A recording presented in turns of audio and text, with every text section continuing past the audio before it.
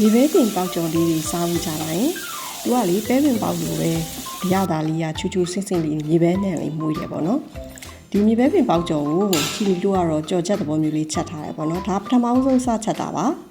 တခြားနည်းနဲ့ချက်တဲ့နည်းရရှိရင်လည်းကိုမအောင်မှာပြောပြပေးသွားကြအောင်နော်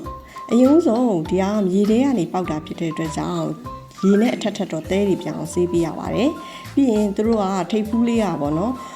မြေပဲထွက်တဲ့မြေပဲစီလေးရပြီးတော့ပင်ပေါက်ပေါ့နော်အရွက်ကလေးတွေချွေရတယ်လို့ပြောတယ်ဒါပေမဲ့ချီလီတို့ကလေမြေပဲစီဟာလေးကိုစားကြည့်လိုက်တော့ချိုးတဲ့အရာသာစိမ့်တဲ့အရာသာရလို့လေအရွက်ကလေးတွေကိုပဲချွေပြီးတော့အစီလေးတွေကိုတော့ထည့်ထားရပေါ့နော်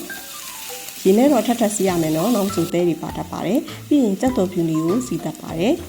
ကြောချက်လေးချက်မှာဖြစ်တဲ့အတွက်ကြောင့်ပဇွန်ကြောက်မှုန့်လေးထည့်ထားပါတယ်ပြီးရင်စားရဲအရသာမှုန့်ရဲတခါလေးထည့်တယ်ပေါ့နော်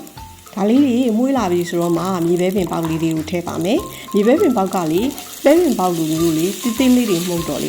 အနူးတော့ကြားတယ်ပေါ့နော်သူကရေမင်းများနဲ့9မိနစ်လောက်တော့တည်ပေးရတယ်ပေါ့နော်ဒီလိုတော့ဆဆချင်းဆိုတော့မသိတော့ရေနေနေတော့လေနောက်တစ်ခေါက်ရေထပ်ထည့်ပြီးတော့ခဏကြာလေးတည်ပေးရပါတယ်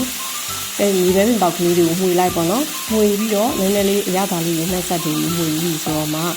နေပြီးအကျန်းပတ်ကလေးထည့်ရပေါ့နော်ဒါကြော်ချက်လေးချက်တာဆိုတော့လေအဆက်ရတာလေးလည်းလိုချင်လို့ပါပြီးရင်ရေထည့်ပြီးတော့အဖုံးအုပ်ပြီးတော့တည်ပါမယ်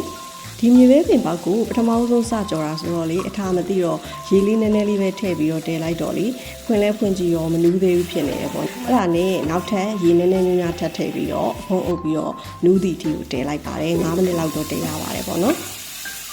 ဒီမြေပဲပင်ပေါက်ကလေးကလေဈေးထဲမှာတွေ့နေရတော့ကြာပြီချီလီမီကိုပြောတော့ तू ကမကြိုက်ဘူးဆိုပြီးတော့မဝယ်ပြစ်ဘူးပေါ့နော်ဒါကတော့ချီလီရဲ့အတော်တွေကနေရနေအလေလာရင်းနဲ့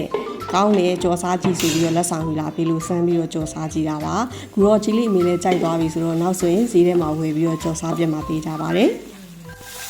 တချို့တွေကလေဒီမြေပဲပင်ပေါက်ကိုစိမ့်ရွှေရွှေအရသာရတယ်ဆိုပြီးမကြိုက်ကြတာပေါ့နော်ဒီလိုမျိုးကြော်ချက်ပုံစံလေးချက်စားကြည့်နော်စိမ့်ရွှေရွှေအရသာလည်းမရဘူးပြီးတော့မြေပဲစိမ့်လေးနဲ့ပေါ့နော်ကြော်ချက်ကလေးကအရင်အရသာရှိပါတယ်